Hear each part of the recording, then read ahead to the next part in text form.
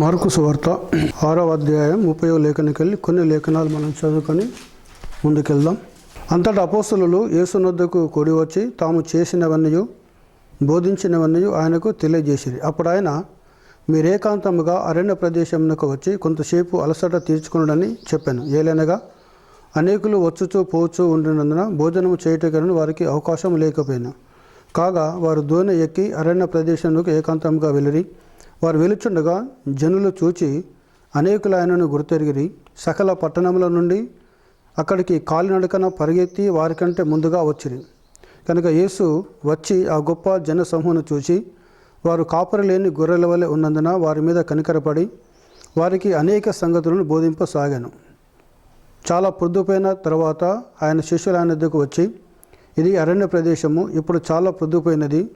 చుట్టూ పట్ల ప్రదేశములకును గ్రామములకును వారు వెళ్ళి భోజనముకైనను కొనుక్కొనుటకైనను వారిని పంపివేయడని చెప్పాను.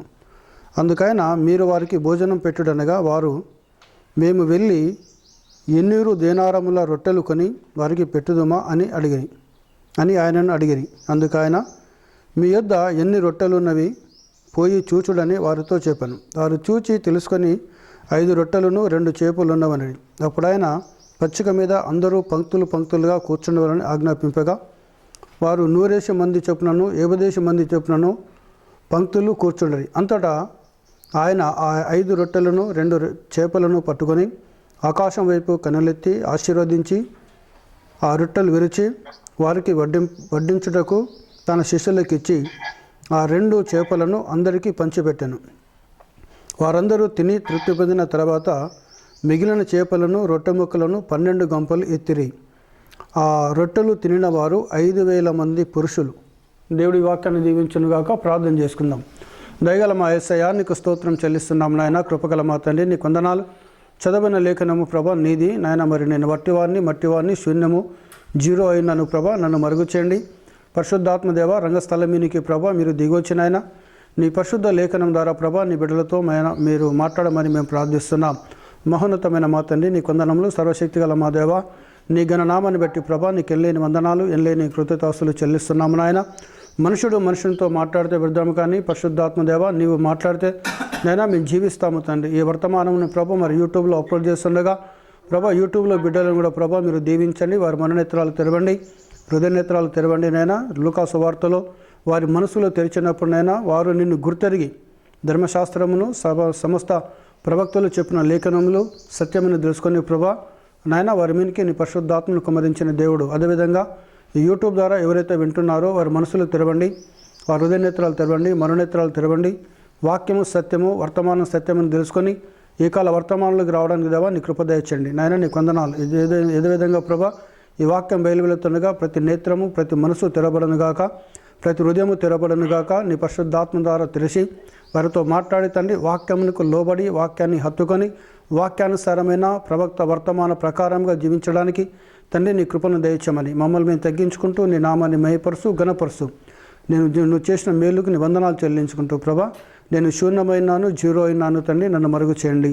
పరిశుద్ధాత్మదేవ మీరే వచ్చినైనా చదువుని లేఖను దీవించమని మమ్మల్ని మేము తగ్గించుకుంటూ నీ నామాన్ని ఘనపరుస్తూ మా ప్రభును రక్షకుడైన యేసు క్రీస్తు పరిశుద్ధ నామంలో ప్రార్థిస్తున్నాం తండ్రి, ఆమేన్. దయచేసి కూర్చుందాం. దేవుని పరిశుద్ధ నామానికి మహిమ కలుగునుగాక. హల్లెలూయా. మార్కు సువార్త 6వ అధ్యాయము 30వ వాక్యం నుండి ఇక్కడ 41వ వాక్యం 43వ వాక్యం వరకు 44వ వాక్యం వరకు మనం చదువుకున్నాం. ఇక్కడ అపోస్తలులను యేసుక్రీస్తు ప్రభు తన యొక్క శిష్యులను గ్రామాలకు పంపించాడు. వారు వెళ్ళి ఆయన వారికి ఆజ్ఞాపించిన ప్రకారముగా నశించిన ఇశ్రాయేలీయుల యొద్దకు వెళ్ళి వారికి దేవుని రాజ్యము సమీపించినదని వారికి బోధించండి. మిమ్మల్ని ఏ గృహం అయితే చేర్చుకుంటుందో ఆ గృహమునకు శుభము కలుగునుగాక అని చెప్పండి. ఏ గ్రామం అయితే చేర్చుకుంటుందో ఆ గ్రామానికి శుభం కలుగునుగాక అని చెప్పండి. ఎందుకంటే దేవుని రాజ్యము సమీపించున్నది. మీరు మారు మనసు పొందండి, మీరు పశ్చాత్తాపడండి, మీ ఆచారాలను వదలండి, మీ యొక్క పితరుల పారంపర్య ఆచారములను సిద్ధాంతములను వదిలి వాక్యం వద్దకు రమ్మని తన శిష్యుల ద్వారా ఇశ్రాయేలు ప్రజలకు ఆయన వాక్యములు అందించాడు. దేవునికి స్తోత్రం, హల్లెలూయా.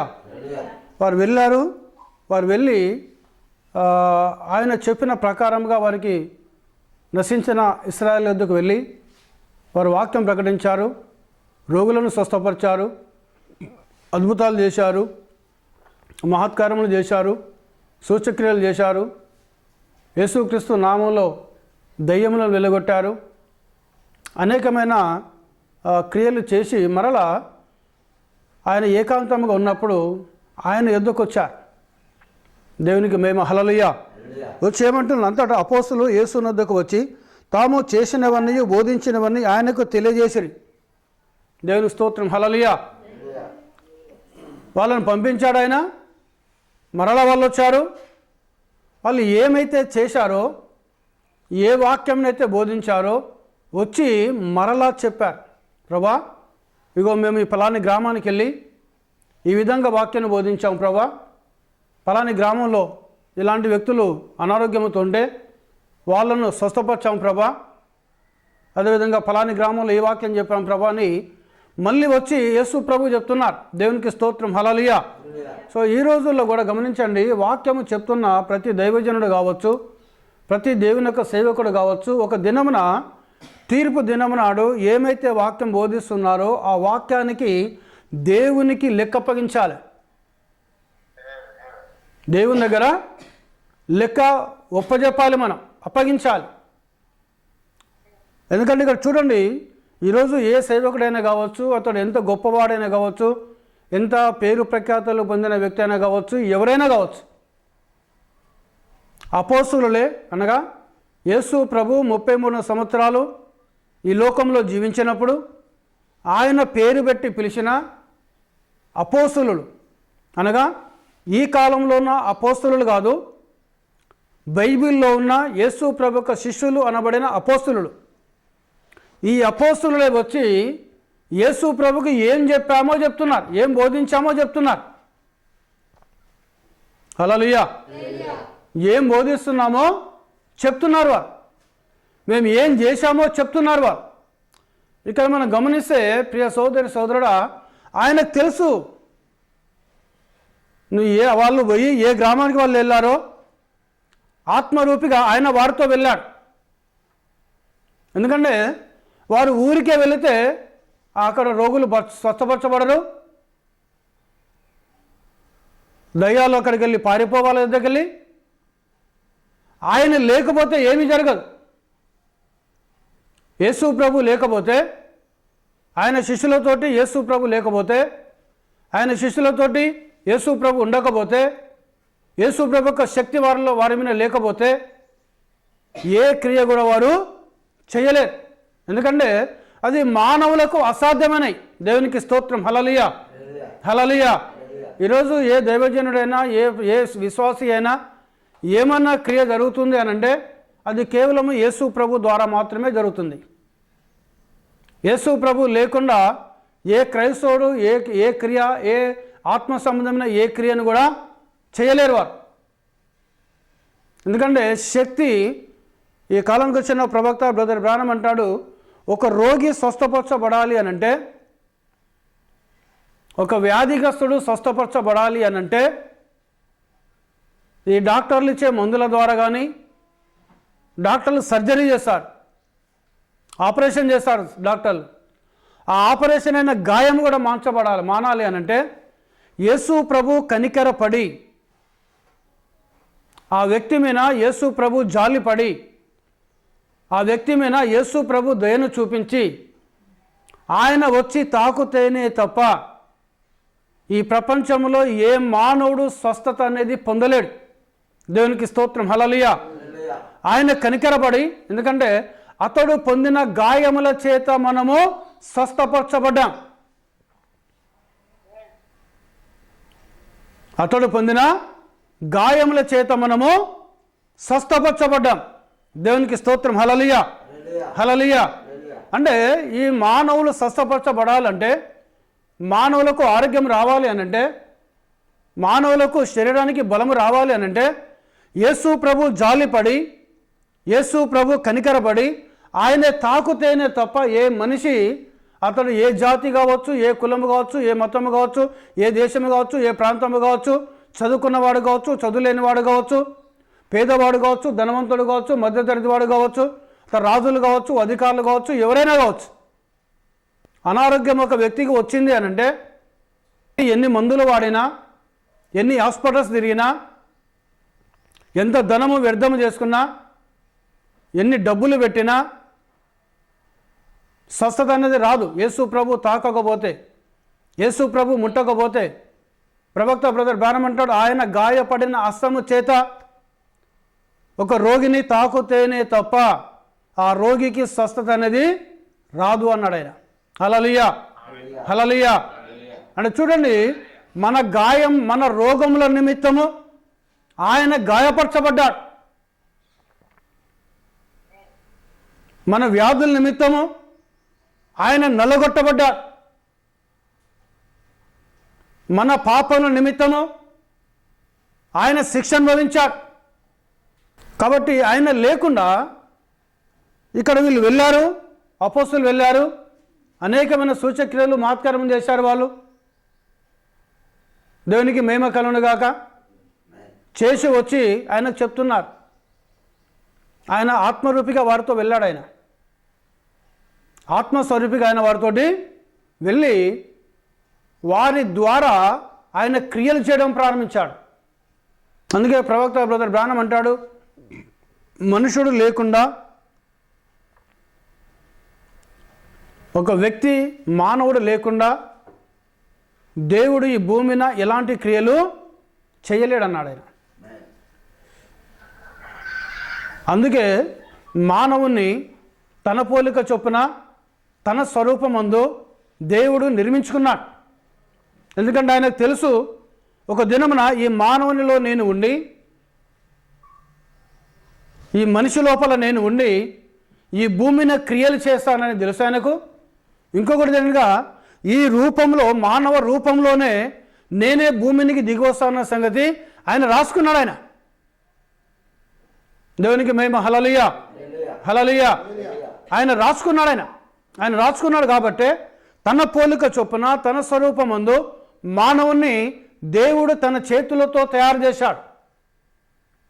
కాబట్టి మనిషి లేకుండా, తనకు విధేయుడైన మానవుడు లేకుండా, తనకు నమ్మకమైన మానవుడు లేకుండా, తనందు విశ్వాసం ఉంచిన మానవుడు లేకుండా ఈ లోకంలో, ఈ భూమిన యేసు ప్రభు ఎలాంటి క్రియ చేయలేడు. హల్లెలూయా. మనం ఎగ్జాంపుల్గా మనం చూసుకుంటే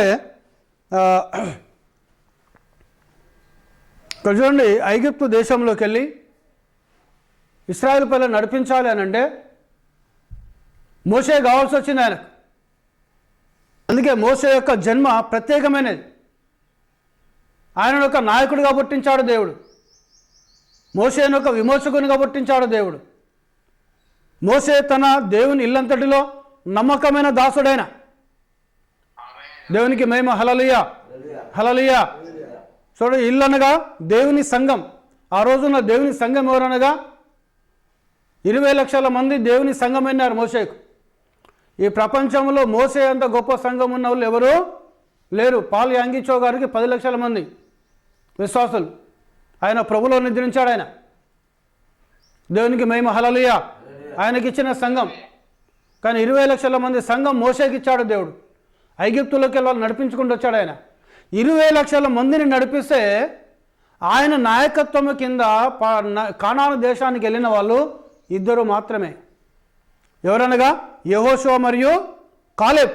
హల్లెలూయా, హల్లెలూయా. అమాలేకీలతో యుద్ధం జరుగుతున్నప్పుడు అమాలేకీలు ఉన్నత దేవుల వారు, వాళ్ళను జయించాలని అంటే మోసే 2 హస్తాలు పైకెత్తి పట్టుకోవాలి. దేవుడు అన్నాడు, నువ్వు ఎంత సమయం వరకైతే 2 హస్తాలు నీ హస్తములు పైకెత్తి పట్టుకుంటావో నీ ప్రజలు శత్రువుల విజయాన్ని పొందుకుంటారన్నాడు ఆయన. ఈయన చేతులు పైకెత్తాడు, నొప్పేసారి కిందికి లాగాడు, కింద పెట్టాడు. ఇశ్రాయేలుకు అపజయం కలగడం ప్రారంభిస్తున్నది. వెంటనే 2 భక్తులు వచ్చారు. అందులో యెహోషువకైనా కాలేబుకైనా 2 వచ్చి మోసే 2 చేతులను అలాగే పైకి పట్టుకున్నారు. సాయంత్రం వరకు, సూర్యుడు అస్తమించేంత వరకు ఆయన చేతులు పైకెత్తి పట్టుకున్నారు. పైకెత్తి పట్టుకున్నారు. చూడండి, పైకెత్తి పట్టుకున్న తర్వాత అమాలేకీయుల మీద అనగా ఇశ్రాయేలు ప్రజలు వారి యొక్క శత్రువుల మీద విజయాన్ని పొందుకున్నారు. దేవునికి స్తోత్రం. హల్లెలూయా. ఏ వ్యక్తులైతే మోసే చేతులు పైకెత్తి పట్టుకున్నారో వారు మాత్రమే నిత్య కానాను దేశానికి వెళ్ళారు. హల్లెలూయా, హల్లెలూయా. అందులో ఒకైనా కాలేబు, ఒకైనా యెహోషువ. హల్లెలూయా. దేవునికి మహిమ కలుగును గాక. అందుకే దేవుని ప్రవక్త అంటాడు, సంఘంలో ఏ బిడ్డలైతే దేవుని సేవకుని చేతులు పైకెత్తి పట్టుకుంటారో వారు దేవుని యొక్క కృపను పొందుకుంటారన్నాడు ఆయన. దేవునికి స్తోత్రం. హల్లెలూయా, హల్లెలూయా. ఆ సేవకుని యొక్క చేతులను పైకెత్తి పట్టుకోవాలి. అప్పుడు నీ మీద నువ్వు చేసే ప్రతి దాని మీద దేవుని ఆశీర్వాదం ఉంటుంది, దేవుని యొక్క దీవెనలు ఉంటాయి. సరే, దేవునికి మహిమ కలుగును గాక. చూడండి, శత్రువులను విజయం పొందుకున్నారు. పూర్తిగా అమాలేకీయులు పూర్తిగా నాశనం అయిపోయారు. దేవునికి స్తోత్రం. హల్లెలూయా. చూడండి, అంత గొప్ప ప్రవక్త మోసే, ఆయన నాయకత్వంలో వచ్చిన వాళ్ళు ఎంతమంది అండి? 2 భక్తులు. దేవునికి స్తోత్రం. హల్లెలూయా. ఇక్కడ మనం చదువుకుంటూ వస్తే, ఈ లేఖనాలు మనం చూసుకుంటూ వస్తే, ఆయన వస్తున్నాడని తెలిసిన వెంటనే పట్టణంలో ఉన్న ప్రజలు, గ్రామాల్లో ఉన్న ప్రజలు తండోపతండాలుగా వస్తున్నారు. యేసు ప్రభు ఏ స్థలంలోకి వెళ్ళినా, యేసు ప్రభు ఎక్కడికి వెళ్ళినా, ఆయన సమాచారం విన్న వెంటనే, ఆయన గ్రామానికి వచ్చాడని తెలిసిన వెంటనే, ఆయన ఈ పట్టణానికి వచ్చాడని తెలిసిన వెంటనే ప్రజలు తండోపతండాలుగా వస్తున్నారు. ఎందుకంటే ఆయన మాటలు వినాలని కొంతమంది, ఆయన చూడాలని కొంతమంది, ఆయన చేసే అద్భుతాలు చూడాలని కొంతమంది, ఆయన దెయ్యాలను ఎలా వెలగొడుతున్నాడో చూడాలని కొంతమంది, ఒక్కొక్కరు నానా రకాల ఆలోచనలతోటి, నానా విధమైన తలంపులతోటి యేసు ప్రభు దగ్గరికి వస్తున్నారు. దేవునికి స్తోత్రం. హల్లెలూయా. ప్రవక్త అన్నాడు, ఈ దినంలో కూడా దేవుని నమ్మే వాళ్ళు ఒక్కొక్కరు ఒక్కొక్క ఆలోచనతో దేవుని నమ్ముతారు, ఒక్కొక్కరు ఒక్కొక్క ఉద్దేశంతో దేవుని నమ్ముతారు, ఒక్కొక్కరు ఒక్కొక్క తలంపుతో దేవుని నమ్ముతారు, ఒక్కొక్కరు ఒక అవసరత కోసం దేవుని నమ్ముతారు. పలు విధంలో ప్రజలు దేవుని నమ్ముకుంటున్నారు. ఎందుకంటే వారి అవసరాలు తీర్చబడాలని, వారి కష్టాలు పోవాలని, వారి యొక్క శ్రమలు పోవాలని, వారి యొక్క శోధన పోవాలని వారు యేసు ప్రభు నమ్ముకుంటున్నారు. దేవునికి స్తోత్రం. హల్లెలూయా. కానీ వాస్తవానికి నమ్మడం మంచిదే. కానీ దేవుని ప్రవక్త అన్నాడు, నీ అవసరత కోసం యేసు ప్రభు నమ్ముతున్నావనంటే నీ అవసరత తీరిన తర్వాత ప్రభును వదిలేస్తావును. ప్రభుని ఏం చేశారంట? వదిలేస్తారు. దేవునికి స్తోత్రం. హల్లెలూయా, హల్లెలూయా. దేనికోసం నమ్ముకోవాలని యేసు ప్రభునిగా ప్రవక్త అన్నాడు, నిత్య జీవము కోసమే యేసు ప్రభును నమ్ముకోవాలి. హల్లెలూయా. నీ యొక్క ఆశ నిత్య జీవం అయి ఉండాలి. నేను ఈ లోకంలో ఉన్నాను, నేను ఈ కష్టమైన లోకంలో ఉన్నాను, ఈ శ్రమలతో ఉన్న లోకంలో నేనున్నాను, ఈ లోకంలో శోధన ఉంది, ఈ లోకంలో శ్రమలు ఉన్నాయి, ఈ లోకంలో రోగములు ఉన్నాయి. అయితే యేసు ప్రభు నమ్ముకుంటే నేను ఒక శాంతికరమైన లోకంలో, ఆయన నిత్య జీవములో, ఆయన యొక్క పరలోక రాజ్యములో ఆయనతో పాటు నేను గుర్తించబడాలి. హల్లెలూయా, హల్లెలూయా. ఎక్కడ గుర్తించబడాలి? నువ్వు యేసు క్రీస్తుతో పాటు నిత్య జీవములను గుర్తించబడడానికి యేసు ప్రభువును నమ్ముకోవాలను. నిత్య జీవము కోసం యేసు ప్రభువును నమ్ముకుంటే, ఆయనతో గుర్తించబడడానికి నువ్వు యేసు ప్రభువును కనుక నమ్ముకుంటే, ప్రియ సోదరి సోదరుడా, నిన్ను ఏది కూడా ఆయన వద్దకు వెళ్ళి దూరము చెయ్యదు. ఇక్కడ తండాలు వచ్చారు. మరి ఎంత అనేక జన సమూహములంట ఆయన వద్దకు వచ్చారు. మరి చివరికి ఆయన కలవరేశ్వరంలోకి పోయినప్పుడు మరి ఈ తండాలు ఉన్న ప్రజలంతా ఎక్కడ పోయారు? వీళ్ళు స్థలంలోకి వెళ్ళారు. వాళ్ళు మరి వచ్చిన వాళ్ళందరినీ కూడా స్వస్థపరిచాడు ఆయన, వచ్చిన వాళ్ళందరినీ బాగు చేశాడు ఆయన. అయ్యా నాకు ఇది కావాలో ప్రభు అంటే అది ఇచ్చాడు వాళ్ళకు. మరి వీళ్ళంతా ఎక్కడికి వెళ్ళారు? ఏ స్థలంలోకి వెళ్ళారు? వాళ్ళు ఏదో ఒక మేలు ఆయనతో పొందుకున్న వాళ్ళే. వాళ్ళంతా ఏదో ఒక దీవెన ఆయనతో పొందుకున్న వాళ్ళే వాళ్ళందరూ కూడా. అందుకే ప్రవక్త బ్రదర్ బ్రాహ్మణం అంటాడు, నువ్వు సంఘంలోకి వస్తే, సంఘానికి వస్తున్నావంటే గుర్తుంచుకో, నిత్య జీవము కోసమే నువ్వు రావాలను. నేను ఈరోజు దేవుని ఆరాధించడానికి వెళ్తున్నా, నేను ఈరోజు దేవుని మందిరంలోకి వెళ్తున్నా, నేను దేవుని సంఘంలోకి వెళ్తున్నా, నేను ఆయన నిత్య జీవాన్ని నేను పొందుకోవాలా, నేను ఆయన నిత్యత్వంలో నేను ఆయనతో గుర్తించబడాలా, నేను ఆయన రాజ్యంలో నేను ఉండాలి, నేను అనక ఆశతోనూ దేవుని వద్దకు రావాలి. హల్లెలూయా, హల్లెలూయా. అలాంటి ఆశ నీలో ఉండాలి. నీ ఏదో శరీర సంబంధించిన అవసరత కోసమో, లేదా ఏదో వస్తు సంబంధమైన అవసరత కోసమో, నీ భౌతిక సంబంధమైన అవసరతల కోసమో నువ్వు యేసు ప్రభు నమ్ముకున్నావంటే ప్రియ సోదరుడా, ఒక దినము అవన్నీ అయిపోయిన తర్వాత నువ్వు సరైన విశ్వాసంలో నిలబడలేవు. నువ్వు వీళ్ళు పోయి చెప్పారు, సువార్త చెప్పారు. పేతురు వెళ్ళి సువార్త చెప్పాడు, యోహాను వెళ్ళి సువార్త చెప్పాడు, ఆంధ్రేయ వెళ్ళి సువార్త చెప్పాడు. ఎవరి గురించి చెప్పారు? దేవుని రాజ్యం సమీపం ఉన్నది. ఇప్పుడు ఎవరు దేవుని రాజ్యం అయినారు? యేసు క్రీస్తు దేవుని యొక్క రాజ్యం అయినాడు. ఇప్పుడు మనం లిటరల్గా ఆలోచన చేసుకుంటే అక్కడ ఈయన ఇంతకు మునుపు మరి ఈయన బాప్తిస్మమిచ్చే యోహాను చెప్పలే కదా, లేదంటే ఆయన ముందున్న మలాకి ప్రవక్త చెప్పలే కదా, వేరొక ప్రవక్త చెప్పలే కదా దేవుని రాజ్యం సమీపం ఉన్నది, మీరు మారు మనసు పొందండి అని. ఈ లేఖనం చెప్పి పంపిన వాళ్ళు ఎవరు? యేసు క్రీస్తు అయినాడు. అంటే ఎక్కడ సమీపం ఉన్నారు వాళ్ళు? యేసు క్రీస్తుని కలుసుకోవాలనంటే, యేసు క్రీస్తుని వాళ్ళు చూడాలి అనంటే, యేసు క్రీస్తుని వాళ్ళు చేర్చుకోవాలంటే వాళ్ళకు మొదట మారు మనసు అనేది రావాలి. వాళ్ళ లోపల వాళ్ళ మనసు అనేది మారాలి, వాళ్ళ జీవన శైలి అనేది మారాలి. నువ్వు మారు మనసు అనేది నీలో లేకపోతే, సంపూర్ణంగా నీ జీవన శైలి పూర్తిగా మార్చబడకపోతే ప్రియ సోదరుడా, నువ్వు నీ అవసరత కోసమే యేసు ప్రభువుని నమ్ముకుంటున్నావు. ఏదో ఆయన నిజమైన దేవుడు కాబట్టి, ఆయన సత్యమైన దేవుడు కాబట్టి అందరూ యేసు ప్రభువుని నమ్ముకుంటున్నారు, నేను కూడా యేసు ప్రభువుని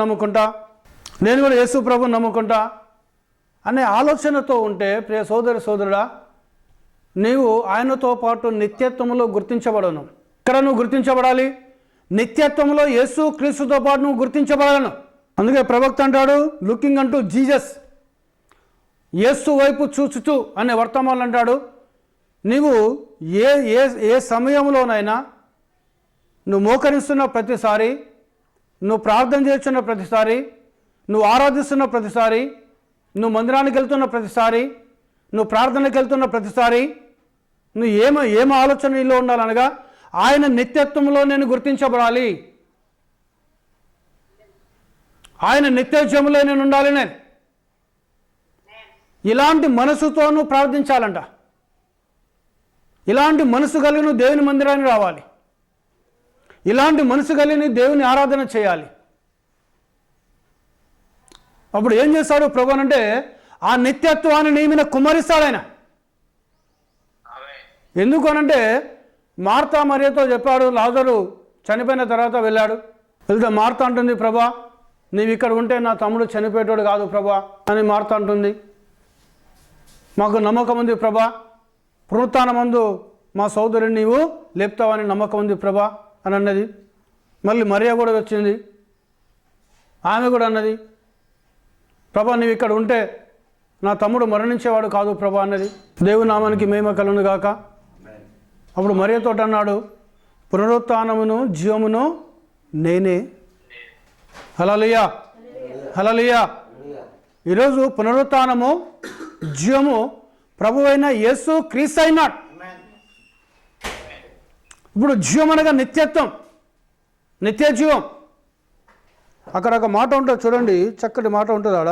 మార్త ఆయనతో అంత్య దినమున పునరుత్థానమందు లేచినని ఎరుగుదునను. అందుకు యేసు, పునరుత్థానమును జీవమును నేనే. నాయందు విశ్వాసం ఉంచువాడు చనిపోయిన బ్రతుకును, బ్రతికి నాయందు విశ్వాసం ఉంచు ప్రతివాడు ఎన్నిటికీ చనిపోడు. ఈ మాట నమ్ముచున్నావా అని ఆమెను అడిగాను. ఆమె ఏమంటుంది? ఆమె అవును ప్రభా, నీవు లోకంలోకి రావాల్సిన దేవుని కుమారుడైన క్రీస్తు అని నమ్ముచున్నానని ఆయనతో చెప్పాను. యోహాను 11వ అధ్యాయం 7వ లేఖనం. అటు పిమ్మట ఆయన మనము యూదయకు తిరిగి వెళుదామని తన శిష్యులతో చెప్పగా ఆయన శిష్యులు, బోధకుడా ఇప్పుడే యూదులు నిన్ను రాళ్లతో కొట్ట చూచిచుండిరి, అక్కడికి తిరిగి వెలుదువా అని ఆయనను అడిగిరి. అందుకు యేసు, పగలు 12 గంటలున్నవి, పగలు 12 గంటలు ఉన్నవి కదా. ఒకడు పగటి వేళ నడిచిన ఎడల ఈ లోకపు వెలుగును చూచును గనుక త్రొట్టుపడడు.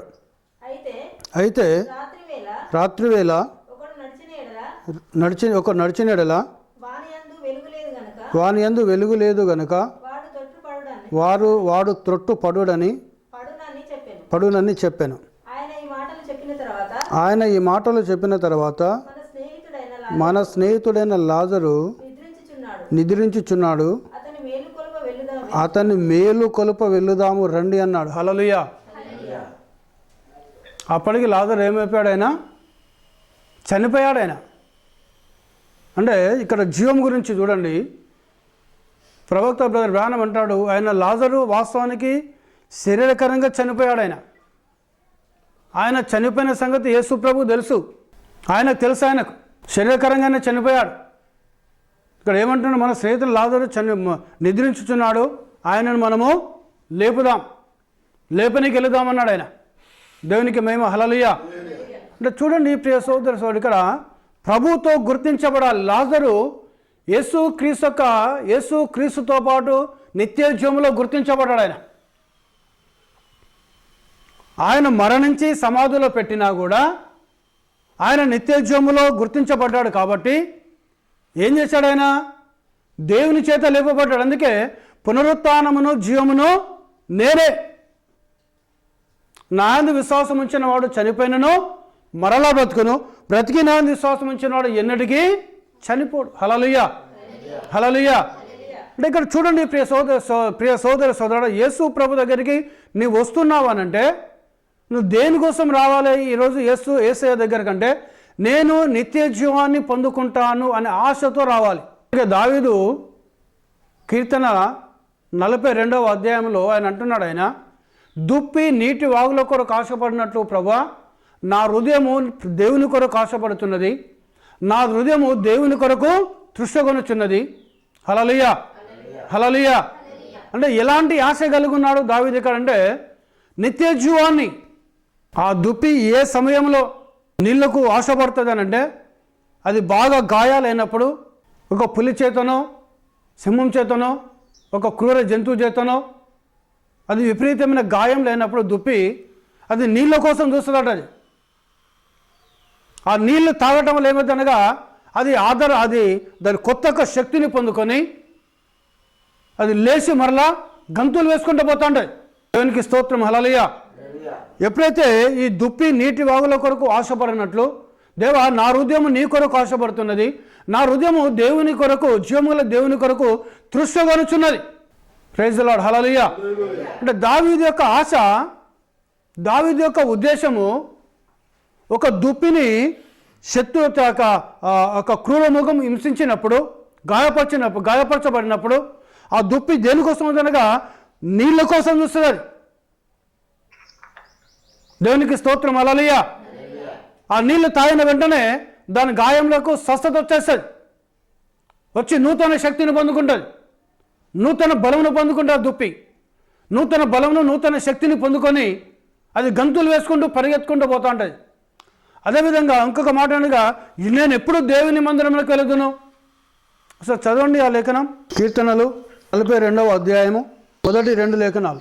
దుప్పి నీటి వాగుల కొరకు ఆశపడినట్లు దేవా నీ కొరకు నా ప్రాణము ఆశపడుచున్నది, నా ప్రాణము దేవుని కొరకు తృష్ణగొనుచున్నది, జీవముల దేవుని కొరకు తృష్ణగొనుచున్నది.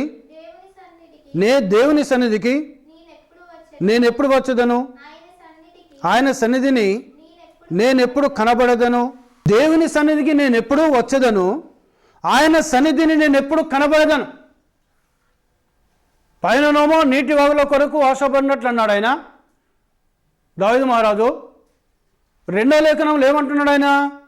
నేను ఎప్పుడు దేవుని సన్నిధికి వస్తాను, నేను ఎప్పుడు దేవుని మందిరంలోకి వస్తాను అంటే దేవుని మందిరంలోకి వచ్చినప్పుడు, దేవుని యొక్క సన్నిధికి వచ్చినప్పుడు ఒక దుప్పి గాయపరచబడినప్పుడు నీటి కొరకు ఎలా తృష్ణగొనుచున్నదో, ఈరోజు ఒక విశ్వాసి కూడా దేవుని సన్నిధికి వచ్చినప్పుడు, దేవుని యొక్క మందిరంలోకి వచ్చినప్పుడు, దేవుని యొద్దకు వచ్చినప్పుడు ఎలా ఉండాలనగా ఆ నిత్య జీవము కొరకు ఆశపడి రావాలని.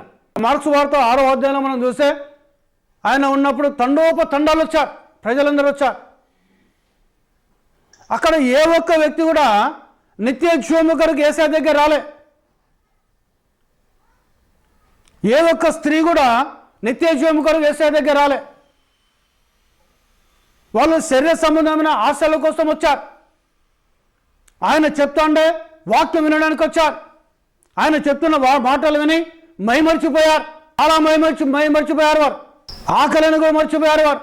అంటే ఈరోజు ప్రపంచవ్యాప్తంగా ఉన్న క్రైస్తవులు ఒక్కొక్క ఆశతో దేవుని సన్నిధికి వస్తున్నారు. ఒక్కొక్క ఉద్దేశంతో దేవుని మందిరానికి వస్తున్నారు. చర్చిలలోకి వెళ్తున్నారు. కానీ దేవుడు ఎవరిని చూస్తున్నాడంటే, ఎవరైతే నిత్య జీవము కొరకు దేవుని మందిరానికి వస్తారో, ఎవరైతే దేవుని క్రీస్తుతో గుర్తించబడడానికి ఆయన మందిరంలోకి వస్తారో వారిని మాత్రమే ఆయన లక్ష్యం చేస్తున్నాడు. దేవునికి స్తోత్రం. హల్లెలూయా, హల్లెలూయా. వారి యందు మాత్రమే సంతోషపడుతున్నాడు. వారిని చూస్తున్నాడు ఆయన. ఇక్కడ యేసు ప్రభు ఉన్నప్పుడు చాలామంది వచ్చారు. ఈయన శిష్యులు వెళ్ళి దేవుని రాజ్యం సమీపించున్నది, మీరు మారు మనసు పొందండి అన్నప్పుడు కూడా చాలా గ్రామాలు కూడా పేతురు యొక్క మాటలు, యోహాను యొక్క మాటలు, ఆంద్రేయ యొక్క మాటలు, యాకోబు యొక్క మాటలు, ఫిలిప్పి యొక్క మాటలు, నతానీయుల యొక్క మాటలు, ఇద్దరిద్దరిని పంపించాడు ఆయన. వాళ్ళ మాటలు విన్నారు, సంతోషించారు, ఆనందించారు. వాళ్ళ ద్వారా మన పిల్లలకు స్వస్థత వచ్చేసింది, మనకున్న దయ్యాలు వెళ్ళిపోయినాయి, మనకున్న రోగాలు బాగైనాయి. ఆ స్టేజ్ వరకే చూస్తున్నారు ఈరోజు యేసు ప్రభును. ఆ స్థాయి వరకే చూస్తున్నారు యేసయ్యను. కానీ ఒక నిజమైన క్రైస్తవుడు, ఒక నిజమైన క్రైస్తవురాలు ఆ స్టేజ్ దాటి ఇంకా ఉన్నతమైన స్థితిలోకి వెళ్ళాలి, ఇంకా మంచి స్థితిలోకి వెళ్ళాలి, ఆత్మ సంబంధమైన ఇంకా అతి ఉన్నతమైన స్థితిలోకి వెళ్ళాలి. అందుకే ప్రకటనలో పరిశుద్ధుని ఇంకా పరిశుద్ధుని ఉండనేమో, నీతిమంతుని ఇంకా నీతిమంతుని ఉండనేమో, పాపిని ఇంకా పాపిగానే ఉండనేమన్నాడు. దేవునికి స్తోత్రం. హల్లెలూయా. నువ్వు పరిశుద్ధుడవైతే ఇంకా పరిశుద్ధతలోకి వెళ్ళాలి, నువ్వు నీతిమంతుడవైతే ఇంకా నీతిమంతులోకి వెళ్ళాలి, నువ్వు మంచివాడివైతే ఇంకా మంచివాడిలోకి వెళ్ళాలి, ఇంకా దేవుని భక్తునివైతే ఇంకా ఉన్నతమైన భక్తులోకి వెళ్ళాలను. రోజు రోజుకు నీ భక్తి పెరగాలనే తప్ప నీ భక్తి కిందికి జారద్దు. విశ్వాస భక్తి ఎట్లా ఉండాలి? దేవుని నమ్ముకున్న ఒక కుమారుని యొక్క భక్తి ఎలా ఉండాలి? దేవుని నమ్ముకున్న ఒక కుమార్తె యొక్క భక్తి ఎలా ఉండాలి? దేవుని నమ్ముకున్న దేవుని బిడ్డల భక్తి ఎలా ఉండాలి? దేవుని నమ్ముకున్న దేవుని కుమార్తెల భక్తి ఎలా ఉండాలి? నువ్వు స్టెప్ బై స్టెప్ ఉన్నతమైన స్థితిలోకి వెళ్ళాలను. దేవునికి స్తోత్రం. హల్లెలూయా, హల్లెలూయా. నువ్వు ఆ స్థితికి వెళ్ళాలని దేవుడు కోరుతున్నాడు ఆయన. నేను ఇక్కడి వరకు గీడి వరకే ఉంటాను ప్రభా అనంటే అలాంటి విశ్వాసం దేవునికి ఇష్టమైనది కాదు, అలాంటి నమ్మకం దేవునికి ఇష్టమైనది కాదు. ప్రియ సోదరి సోదరుడా,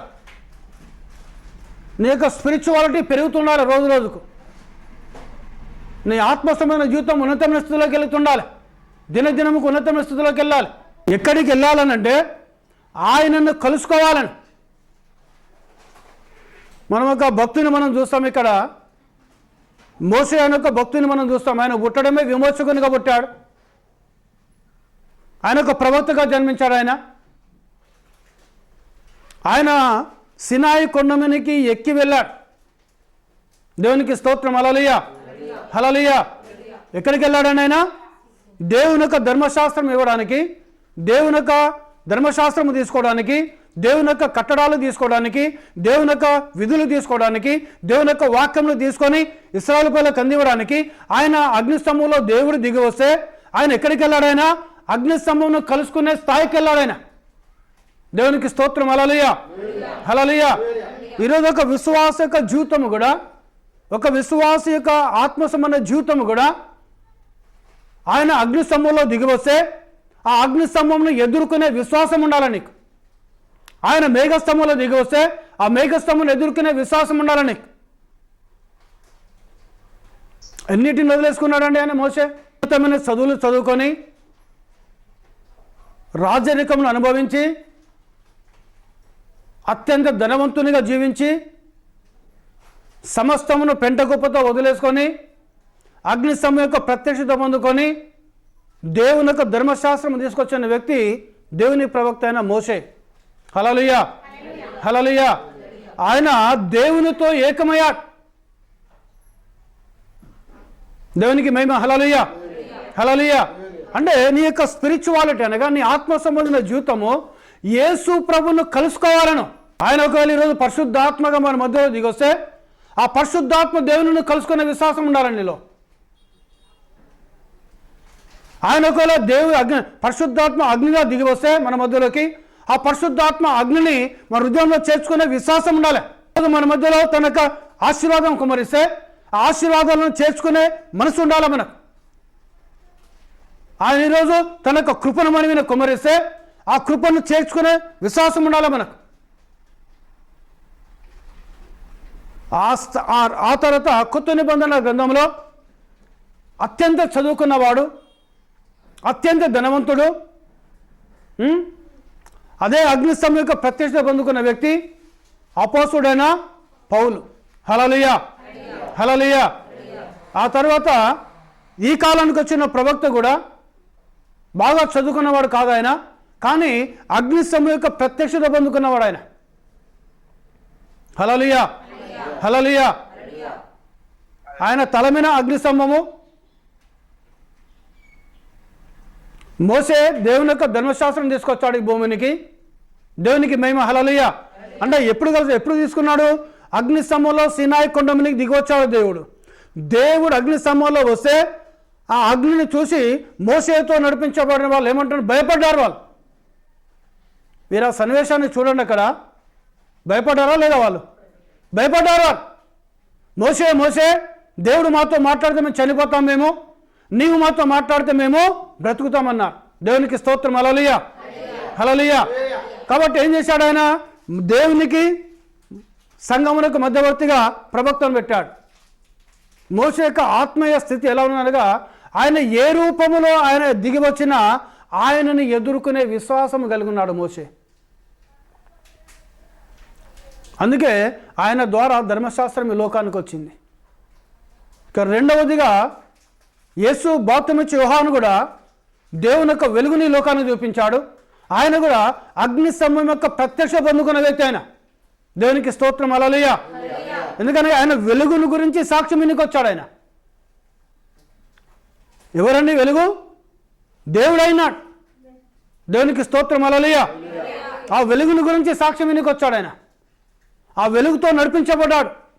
21 సంవత్సరంలో అరణ్యంలో వెలుగుతో నడిపించబడ్డాడు బాప్తిస్మమిచ్చే యోహాను. ఆ తర్వాత అపోస్తుడైన పౌలు దమస్కు మార్గంలో ఆ వెలుగును చూశాడు ఆయన. అందుకే ఆయన ముమ్మూరు కోరుకున్నాడు ఏమని? ఈ బలీనత నాలోకి వెళ్ళి తీసేయి ప్రభా అన్నాడు ఆయన.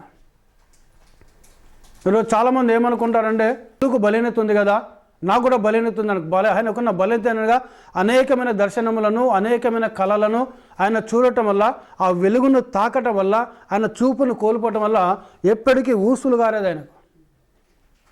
కళ్ళకెళ్ళి ఎప్పటికీ ఊసులు గారేది. దాన్ని స్వస్థపరచు ప్రభా అని ప్రార్థన చేశాడు ఆయన. అప్పుడు ప్రభు ఏమన్నాడు? నా కృప నీకు చాలునన్నాడు. దేవునికి స్తోత్రం. హల్లెలూయా, హల్లెలూయా. అంటే చూడండి, ఇక్కడ మోసే ధర్మశాస్త్రాన్ని తీసుకొచ్చాడు, బాప్తిస్మమిచ్చే యోహాను వెలుగుని లోకాన్ని చూపించాడు. ఆ తర్వాత అపోస్తుడైన పౌలు దేవుని యొక్క కృప సంబంధమైన వాక్యంను భూమికి ఇచ్చాడు, మానవులకు ఇచ్చాడు. వీరందరూ కూడా అగ్ని యొక్క వెలుగు యొక్క ప్రత్యక్ష పొందుకున్నవారు. దేవునికి స్తోత్రం. హల్లెలూయా. అంటే వారి యొక్క స్థాయిని చూడండి, వారి యొక్క ఆత్మ సంబంధమైన స్థాయి వారిది. ఆత్మీయంగా వారు ఏ స్థితిలో ఉన్నారు, వారు ఎంతటి ఉన్నతమైన స్థితిలో ఉన్నారు వారు. దేవునికి స్తోత్రం. హల్లెలూయా.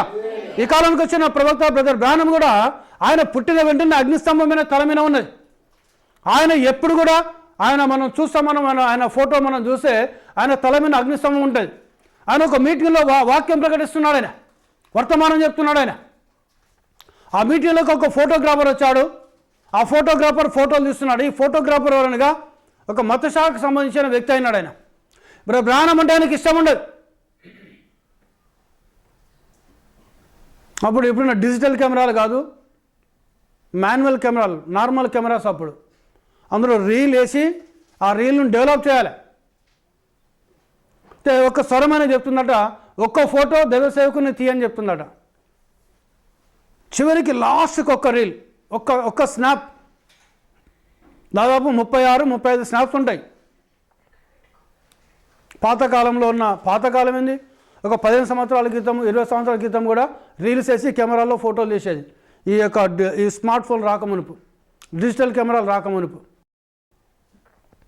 ఆ రీల్లో 35 లేదా 36 స్నాప్స్ ఉంటాయి. ఈ చివరి స్నాప్ తీస్తానని ఈ చివరి స్నాప్ ఒకటే తీశాడు ఆయన, ప్రవక్త బ్రదర్ బ్రానమ్ది. దేవునికి స్తోత్రం, హల్లెలూయా. ఆ మీటింగ్స్ అన్నీ అయిపోయిన తర్వాత ఈ రీల్ తీసి తనకు ల్యాబ్లో కడిగాడు ఆయన. కడిగి ఆ రీల్స్ మొత్తం చూస్తే అన్ని ఫోటోలు ప్రవక్త బ్రదర్ బ్రానమ్వి ఉన్నాయి. ఆయన తల మీద పిల్లర్ ఆఫ్ ఫైర్, అగ్ని స్తంభం ఉన్నది. ఆ ఫోటోగ్రాఫర్ తీసిందేమో ఒకటే స్నాపు. ఆ రీల్లో 35-36 ఫొటోస్ ఉంటాయి. ఆ స్నాప్స్ ఫొటోస్ అన్నీ కూడా కడిగితే అన్ని ప్రవక్త బ్రదర్ బ్రానమ్వి వచ్చాయి.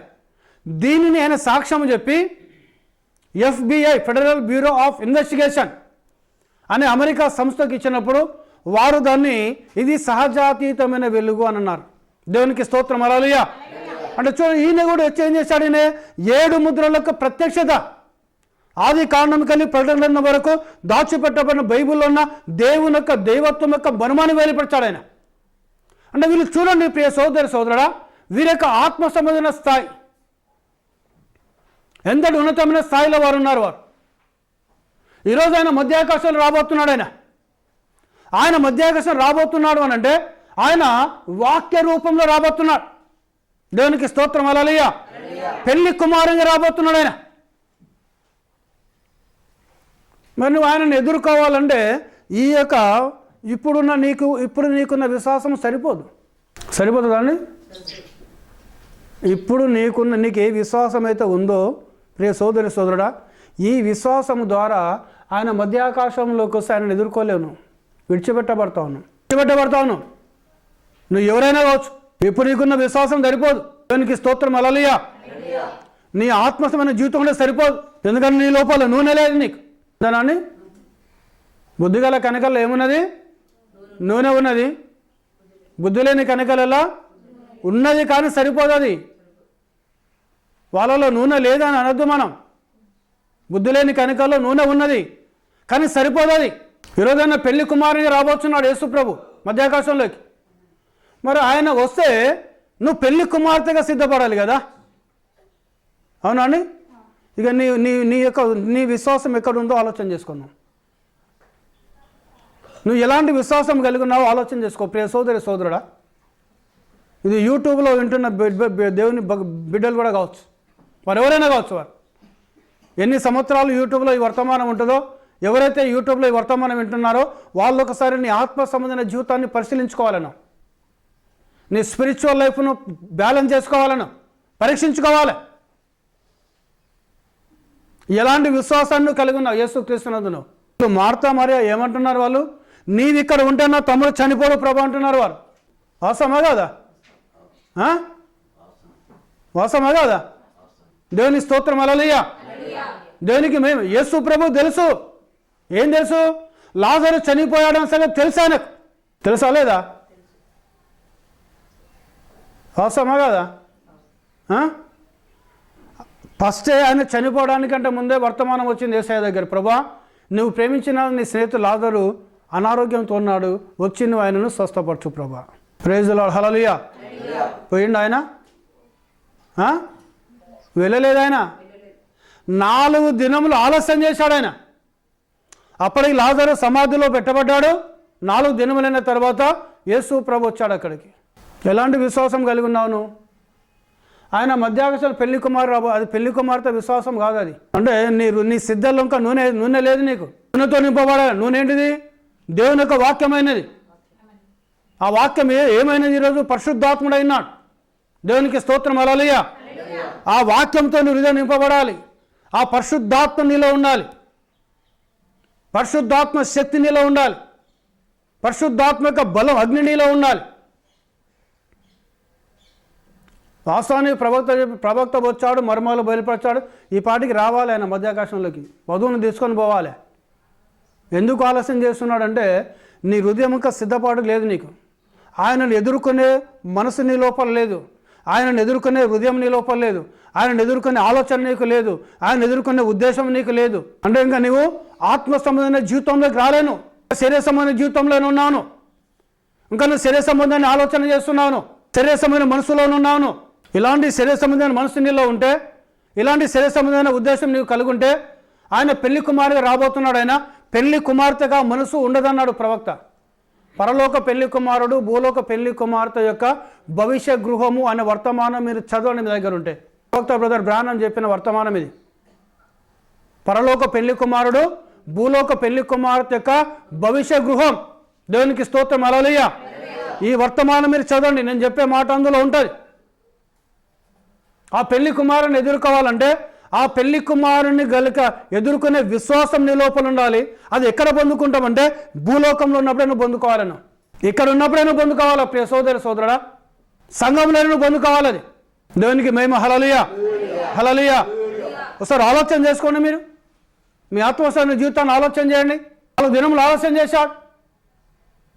4 దినాల తర్వాత వెళ్ళాడు. యేసు ప్రభు వస్తున్నాడని వెంటనే మార్త పరిగెత్తుకుంటూ వెళ్ళింది ఆయనను ఎదుర్కొనకి. హల్లెలూయా. వెళ్ళిందా లేదా? చదవండి మీరు. యోహాను సువార్త 11వ అధ్యాయం మీరు చదవండి. మీరు సాగిలపడి మొక్కింది ఆయనను. ప్రభా, నువ్వు ఇక్కడ ఉంటే నా తమ్ముడు మరణించాడు ప్రభా, నువ్వు నా మీద విశ్వాసం ఉంచుచున్నావా అన్నాడు ఆయన. తర్వాత మరియాకు తెలిసింది వర్తమానం. ఈ మరియా ఎవరు తెలుసా అండి? ఈమె మరియా ఆమె సహోదరి అయిన మార్త అనువారి గ్రామమైన బెతానియాలోనున్న లాజరు అను ఒకడు రోగి ఆయను. ఈ లాజరు ప్రభువునకు అత్తరు పోసి తల వెంట్రుకలతో ఆయన పాదములు తుడిచిన మరియాకు సహోదరుడు. హల్లెలూయా. ఎవరు మరియా? లాజరు ఎవరు? సీమోన్ ఇంటిలో యేసు ప్రభు ఉన్నాడు. హల్లెలూయా. ఆయనను ఇంటికి ఆహ్వానించాడు ఆయన. అవునండి. అక్కడ యేసు ప్రభు ఉన్నాడని తెలిసి ఈ మరియా వెళ్ళి ఏం చేసింది? కన్నీళ్లతో ఆయన పాదాలు కడిగి తల వెంట్రుకలతో ఆయన పాదాలు తుడిచి అత్తరు తీసుకొని వెళ్ళి ఆయన తల మీద పోసింది. హల్లెలూయా. ఆమె కన్నీళ్లతోటి కడుగుతూ ఉంటే, పాదాలు ఏసే పాదాలు కడుగుతూ ఉంటే, తల వెంట్రుకలు దూరుస్తూ ఉంటే అక్కడున్న వాళ్ళందరూ ఏమంటున్నారు? ఆయన గురించి ఏమనుకున్నారు? మీరు ఎప్పుడైనా చదివారండి? ఈయన మెస్సియా అని అనుకున్నాము, ఈయన ప్రవక్త అయిన ఎడల ఆయన పాదాలు తుడుస్తున్న ఆ స్త్రీ ఎవరో ఆయనకు తెలియదా? ఆమె ఒక పాపాత్మురాలు ఆమె. హల్లెలూయా, హల్లెలూయా అనుకున్నారండి? వాస్తవమా కాదా? ఆమె ఎవరాట? ఆమె పాపాత్మురాలు. ఎక్కడ పట్టబడది? ఈమె వ్యభిచారంలో పట్టబడ్డది. తీసుకొచ్చి ఆయన ముందు పెట్టారు. మరి ఊరికేనే వచ్చి తల వెంట్రుకలతోటి కన్నీళ్ళతో కాళ్ళు కడిగి తల వెంట్రుకైన పాదాలు దురుస్తుందా అండి ఆమె? ఆమెకేదో మేలు జరుగుతేనే కదా. హల్లెలూయా. ఆమెకేదో ఒక మేలు ఉపకారం చేస్తేనే. ఆ సీమోను ఇంట్లో యేసు ప్రభు ఉన్నాడని తెలిసిన వెంటనే ఆమె పరిగెత్తుకుంటూ వెళ్ళింది, కన్నీళ్ళతో ఏడ్చుకుంటూ, నేను ఘోరమైన పాపిని ప్రభా, నేను వ్యభిచారంలో పట్టబడిన స్త్రీని ప్రభా, నేను పాపాత్మురాలను ప్రభా, నా పాపాలను క్షమించావు ప్రభా అని ఆయన పాదాలు కన్నీళ్ళతో కడిగి తల వెంట్రుకైన పాదాలు దుడిచి అత్తరు తీసుకొచ్చి ఆయన తల మీద పోసింది. ఎన్ని దేనారంలు అట తెలుసా అండి? 130 దేనారంలు అట అత్తరు విలువ. ఆ రోజుల్లో దేనారము ఈ రోజుల్లో ఎంత? కొన్ని లక్షలు కావచ్చు, కొన్ని వేలు కావచ్చు. దేవుని స్తోత్రం, హల్లెలూయా. ఆమె తీసుకొచ్చి పోతే అక్కడ ఉన్న వాళ్ళు, ఎందుకు ఇంత విలువైన అత్తరు? ఎవరో కాదు, సీమోను ఇస్కరియోతు యూదా అని అనుకుంటా అంటున్నాడు. ఇంత విలువైన అత్తరు ఈయనకి ఎందుకు పోసింది? ఇది అమ్మి బీదలో పంచిపెట్టవచ్చు కదా. ఇది అమ్మితే, ఈ అత్తరుని అమ్మితే 120 దేనారాలు వస్తాయి. మీరు చదవని సువార్తలలో ఉంటుందా లేఖనం? దేవునికి మహిమ, హల్లెలూయా. ఈ ఇస్కరియోతు యూదా ఏంటనగా, వాని ఆలోచన ఏందనగా, 30 ఈయనను ఎప్పుడు అమ్ముదామని చూస్తున్నాడు వాడు. దేవునికి స్తోత్రం, హల్లెలూయా. ఆమె కష్టాజీతం 30 వెండి నాణాలు తీసుకుంటేనే వానికి మస్తు ఎకరాల పొలం వచ్చింది. 120 దేనారములు అంటే ఈరోజు లక్షలలో ఉండొచ్చు బహుశా. దేవునికి స్తోత్రం, హల్లెలూయా. అప్పుడు పాపాత్మురాలు సీమోను కూడా అనుకున్నాడు, యేసు ప్రభు పిలిచిన ఆయన. సీమోను ఒక విషయాన్నితో మాట్లాడాలనుకున్నాడు, పిలిచాడు. నన్ను ఇంటికి ఆహ్వానించావు, కాళ్ళు కడుకో నీళ్ళు ఇవ్వలేదు, తూచుకోవడానికి ఒక తువాలు ఇవ్వలేదు, కూర్చోవడానికి ఒక కుర్చీ కానీ మంచం కానీ బల్ల కానీ వేయలేదు నాకు. కానీ నేను ఇంటికి వచ్చిన వెంటనే నేను ఇక్కడ ఉన్నానని తెలిసి ఈ స్త్రీ వచ్చి తన కన్నీళ్ళతో నా పాదములు కడిగి తన తలవెంట్రుకతో నా పాదములు తుడిచింది, తన అత్తరుతో నన్ను అభిషేకించింది. ఇది పునరుత్థానానికి సాదృశ్యమైనదన్నాడు. హల్లెలూయా, హల్లెలూయా. దేవునికి మహిమ కలుగును గాక. ఆమె విస్తారంగా నన్ను ప్రేమించింది కాబట్టి ఆమె విస్తారమైన పాపాలు నేను క్షమించున్నాను. దేవునికి స్తోత్రం. హల్లెలూయా. ఈమె యొక్క తమ్ముడే లాజర్. వాళ్ళక నమ్మకం ఏమని, మా తమ్ముడు చనిపోయినా, మా తమ్ముడు అనారోగ్యం వచ్చినా మా ఇంటికి యేసయ్య వస్తున్నాడు. దేవునికి స్తోత్రం. హల్లెలూయా. మా ఇంటికి మెస్సియా వస్తున్నాడు. దేవునికి స్తోత్రం. మా ఇంటికి క్రీస్తు వస్తున్నాడు. మార్త ఏమంటుంది, అవును ప్రభా, నువ్వు రావాల్సిన ఈ లోకంలోకి రావాల్సిన క్రీస్తు అని మేము నమ్ముచున్నాం ప్రభా అని. అంటే ఈ మార్త మరియల విశ్వాసం ఎక్కడుంది? క్రీస్తును ఎదుర్కొనే విశ్వాసం ఉంది వాళ్ళకు, అనగా మెస్సియాను ఎదుర్కొనే విశ్వాసం ఉంది వారికి. దేవునికి స్తోత్రం. హల్లెలూయా, హల్లెలూయా. అంటే ఈరోజు ఆ మెస్సియానే మధ్యాకాశంలోకి పెళ్లి కుమారుని రాబోతున్నాడు ఆయన. Praise the lord. Hallelujah, hallelujah. 4 దినములు ఆలస్యమైంది. మనం పిలిచినప్పుడు రాకపోతే చూసినావా, మేము పిలితే మా ఇంటికి ప్రార్థన రమ్మంటే బ్రదర్ రాలేదు పాస్టర్ గారు, వెంటనే ఆ నెగిటివ్ ఆలోచనలు వచ్చేస్తాయి, ఆన్ ద స్పాట్ వచ్చేస్తాయి విశ్వాసులకు. నెగిటివ్ వచ్చింది అంటే నువ్వు గుర్తుంచుకో, నెగిటివ్ తీసుకొచ్చింది కేవలం సాతానుగాడే. నీకు ఆ మనసు వచ్చిందంటే నీతో సాతానుగాడు ఉన్నాడని అర్థం. దేవునికి మహిమ. హల్లెలూయా, హల్లెలూయా. ఒక దేవుని కుమారుడు ఎప్పుడు పాజిటివ్గా ఆలోచిస్తారు, అనగా మంచి మనసుతో ఆలోచిస్తారు వారు. ఈ మార్త మరి కూడా మంచి మనసుతో ఆలోచించారు. అప్పటికి ఏమంటుంది మార్త, అవును ప్రభా, నువ్వు ఈ లోకానికి రావాల్సిన క్రీస్తు ప్రభా, మేము అది నమ్ముతున్నాం ప్రభా. అంటే ఎంత గొప్ప విశ్వాసం కలిగి ఉన్నారు వాళ్ళు, మార్త మరియలు. వాళ్ళ ఇంట్లోకి మరణం వచ్చినా మేము క్రీస్తును కలిగి ఉన్నాము, ఈ మరణాన్ని ఆయన తీసేస్తాడు ఆయన. హల్లెలూయా, హల్లెలూయా. మెస్సియా సీమోను పిలిచాడు నేను, కానీ ఎలాంటి ఉపకారం చేయలే, అనగా ఎలాంటి ఆతిథ్యము చూపించలే ఆయన. దేవునికి మేము. హల్లెలూయా. కానీ అక్కడ చూడండి, ఆమె ఆయనను ప్రేమించింది. ఈరోజు నువ్వు మనస్ఫూర్తిగా, నువ్వు విస్తారంగా నువ్వు యేసు ప్రభువును ప్రేమించాలను. ప్రేమిస్తున్నామండి? దేవునికి స్తోత్రం. హల్లెలూయా. వాస్తవమా కదా? ఏమంటాడు ఆయన? అక్రమకారులు ఎంచబడతాను. ఈ లోకంలో ఉన్నప్పుడే నువ్వు దేవుని మందిరానికి రాకపోతే, సమయానికి రాకపోతే, ఆ క్రమాన్ని నువ్వు పాటించకపోతే దేవుని ఏం చేస్తాడు? నిన్ను ఒకదాని గురించే మాట్లాడలే. క్రమం అంటే అక్రమం చేయవారని అనేక విషయాల మీద వేస్తుంది దేవుని ప్రవక్త అన్నాడు.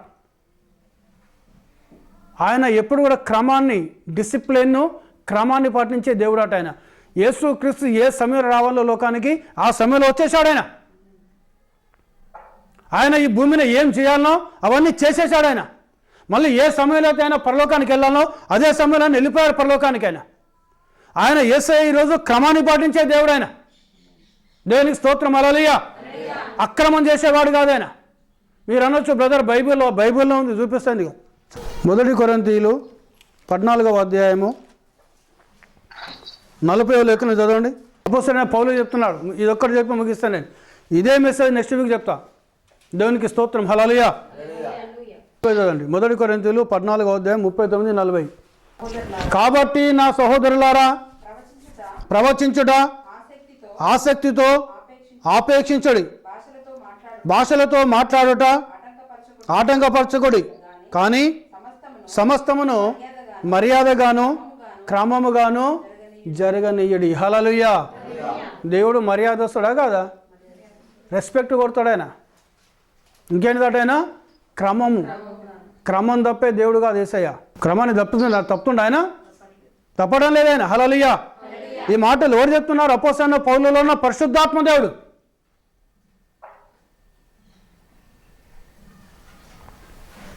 దేవునికి మహిమ. హల్లెలూయా. ఈరోజు దేవుడు క్రమాన్ని పాటించేది. ఏ సమయంలో రావాలో ప్రవక్త అన్నాడు, ఆయన ఏ టైంలో రావాలో ఆ టైంలో వచ్చాడు, ఏమి చేయాలనో అది చేశాడు, ఏ టైంలో పోవాలనో ఆ టైంలో పోయాడు. ఈరోజు ప్రతిదీ కూడా దేవుడు మర్యాదగా క్రమంగా జరగనియాలి. దేవుని బిడ్డలు మందిరానికి వచ్చే వాళ్ళను మర్యాదగా మాట్లాడాలి, మర్యాద ఉండాలి. అక్కడ నువ్వు అమర్యాదగా మాట్లాడుతావు, దేవుని శాపం ఉంటుంది నీ లోపల. దేవునికి స్తోత్రం. హల్లెలూయా, హల్లెలూయా. బైబిల్ ఒకరినొకరు గౌరవించుకోమని చెప్తుంది బైబిల్. దేవునికి మహిమ కలుగును గాక. మర్యాదగాను క్రమంగాను జరగనీడి. హల్లెలూయా. చూడండి, అక్కడ ఈ లాజరు చనిపోయాడు, ఎక్కడ పెట్టారమ్మా అని అడిగాడు. ఇక్కడ పెట్టాము. అంతకుముందు వాక్యం చెప్పడం ప్రారంభించాడు వాళ్ళతో. ఆయన యేసు ప్రభు ఎక్కడ కూడా వాక్యము చెప్పకుండా ఎలాంటి అద్భుతమైనా చేయలేదు. వాక్యము ద్వారా అద్భుతాలు జరుగుతాయి. దేవునికి స్తోత్రం. హల్లెలూయా. మరియతో కూడా వాక్యమే చెప్పాడు, నేను నమ్ముతున్నాను ప్రభా, నువ్వు దేవుని కుమారుడైన క్రీస్తు అని. దేవునికి స్తోత్రం. హల్లెలూయా.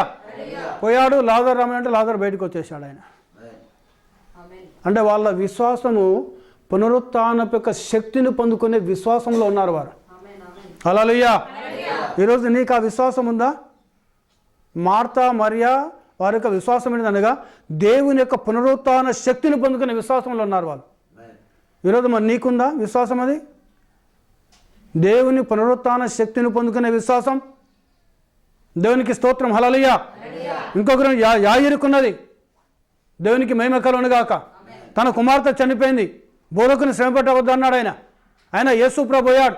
యాయిరుని నమ్ముతున్నామంటే నేను నమ్ముతున్నాను ప్రభా. దేవునికి స్తోత్రం. హల్లెలూయా. చిన్నదానాలు లెమ్మని వెంటనే ఆ చిన్నది లేచి కూర్చున్నది. దేవునికి స్తోత్రం. హల్లెలూయా. ఆ విశ్వాసం, యేసు క్రీస్తు యొక్క పునరుత్థానము శక్తిని పొందుకునే విశ్వాసము ఈరోజు ఒక క్రైస్తవునికి ఉండాలి, ఒక క్రైస్తవురాలకు ఉండాలి. దేవునికి స్తోత్రం. హల్లెలూయా. మరి ఏదండి, నీకు సమయమే లేదు, సమయమే పాటించవు. కానీ అప్పుడు ఏమంటావు? ఇంత కష్టపడతావు నువ్వు, ఇంత శ్రమ పడతావు, మరి తిరుపతి అక్రమకారులు అంటే ఏం చేస్తావు? ఎక్కడికి పోతావు నువ్వు? ఏడుంటావు మనం? నేనైనా నువ్వైనా ఎవరైనా కావచ్చండి. ఎక్కడుంటారు మనం? నీ విశ్వాసాన్ని ఈ భూమినే కట్టుకోవాలను. పెళ్లి కుమారుని ఎదుర్కొనే విశ్వాసం. వాళ్ళు అక్కడ వేసే దగ్గర తండోపతండాలు వచ్చారు, కానీ ప్రవక్త అంటాడు అక్కడికి వచ్చిన వాళ్ళకు ఒక్కరికి కూడా నిత్య జీవాన్ని పొందుకునే విశ్వాసం లేదంట వారికి. దేవునికి స్తోత్రం. హల్లెలూయా. మార్కు సువార్త 6వ అధ్యాయంలో మనం చదువుకున్నాం ఇందాక. అక్కడ తండోపతండాలు వచ్చారు ప్రజలు, విస్తారమైన ప్రజలు అక్కడికి వచ్చారు. ఒక్కొక్కరు ఆయన అద్భుతం చేస్తాడేమోనని, సూచక్రియ చేస్తాడేమోనని, ఆయన మాటలు మధురంగా ఉంటాయేమోనని ఒక్కొక్కరు ఒక్కొక్క విధానంలో వచ్చేసారు. కానీ అక్కడ వచ్చిన ఏ ఒక్క వ్యక్తికి కూడా ఆయన యొక్క నిత్య జీవాన్ని నేను పొందుకుంటాను, ఆయన నిత్య జీవంలో నేను గుర్తించబడాలి, ఆయన పరలోక రాజ్యాన్ని నేను పొందుకోవాలి అనక ఆశతో ఎవరొక్కరు రాలేదు. దేవునికి స్తోత్రం. హల్లెలూయా. ఈరోజు కూడా ప్రపంచంలో ఉన్న క్రైస్తవులు కూడా చాలా తక్కువ మంది మాత్రమే నేను నిత్య జీవంలో గుర్తించబడాలని ఆశతో వస్తున్నారు దేవుని మందిరానికి. దేవునికి స్తోత్రం. హల్లెలూయా. నువ్వు ఒక వారం ప్రార్థనకు వచ్చావా, వేరే ప్రత్యేక ప్రార్థనకు వచ్చావా, హోల్ నైట్ ప్రేయర్లోకి వచ్చావా, లేదా ఒక ఉపవాస ప్రార్థనలోకి వచ్చావా, లేదా ఒక గ్రామ కూటంలోకి వచ్చావాను, ఎక్కడ ప్రార్థన జరుగుతున్నా ఎక్కడికి వెళ్ళినా నీకు ఎలాంటి విశ్వాసం ఉండాలి? ఆయన నిత్య జీవంలో నేను గుర్తించబడాలి. హల్లెలూయా. ఆయన నిత్యత్వంలో నేను ఉండాలి, నేను ఆయన నిత్య జీవంలో ఆయనతో ఏకము ఉండాలి అనొక విశ్వాసముతో నువ్వు దేవుని సముఖంలోకి రావాలి, నువ్వు దేవుని యొక్క సన్నిధికి రావాలి, దేవుని యొక్క మందిరానికి రావాలి, దేవునికి నువ్వు ప్రార్థించాలి. ఆ విధమైన అప్పుడు దేవుడు నీ ఆశను తృప్తిపరుస్తాడు ఆయన. అందుకే ఆశగల ప్రాణమును దేవుడు తృప్తిపరిచే దేవుడు అయినాడు ఆయన. ఆ దేవుడు ప్రభు అయిన యేసు క్రీస్తు అయినాడు. ఈ కొద్ది మాటలు ప్రభు దీవించునుగాక. ప్రార్థన చేసుకుందాం. అందరూ కూడా తల వంచండి. జీవం గల మా దేవా, నీకు వందనాలు చెల్లిస్తున్నాం నాయన. దయగల మా తండ్రి, నీకు స్తోత్రం. ఇంతవరకు నైనా మీరు ఇచ్చిన వాక్యాన్ని బట్టి వందనాలు. 30దంతలుగా 60దంతలుగా 100దంతలుగా ఫలింపచేయండి. విన్న నీ బిడ్డలు ప్రభా, యూట్యూబ్లోనూ ప్రభా, మరి సోషల్ మీడియాలో వింటున్న ప్రతి కుమారుడు ప్రతి కుమార్తె వారు దీవించబడాలి ప్రభా. నిత్య జీవములో వారు ఎక్కడ ప్రార్థనకి వెళ్ళినా, ఎక్కడ ఆరాధనలకు వెళ్ళినా, ఎక్కడిని స్తుతించడానికి వెళ్ళినా, ఎక్కడ మోకరించినా, ఎక్కడ ఏ సంఘములోకి వారు వెళ్ళినా ప్రభా, యేసు క్రీస్తుతో పాటు ఆయన నిత్య జీవంలో మేము గుర్తించబడాలి, ఆయన పరలోక రాజ్యాలు మేము గుర్తించబడాలి, ఆయన శక్తిని మేము పొందుకోవాలి, ఆయన కృపను మేము పొందుకోవాలి, ఆయన దయను మేము పొందుకోవాలి, ఆయన దీవెనలు మేము పొందుకోవాలి, ఆయన ఆశీర్వాదాలు మేము పొందుకోవాలి, ఆయన యొక్క మహిమను మేము పొందుకోవాలనక ఆశ కలిగి నీ సన్నిధికి వచ్చే కృప వారికి దయచండి. వాక్యంను దీవించండి, ఆస్వాదించండి, మీ నామాన్ని మహిమ పొందండి. సమస్తమైన మహిమా ఘనత ప్రభావాలు మీకు చెల్లిస్తూ మా ప్రభును మా రక్షకుడైన యేసు నామములో ప్రార్థిస్తున్నాం తండ్రి. ఆమేన్.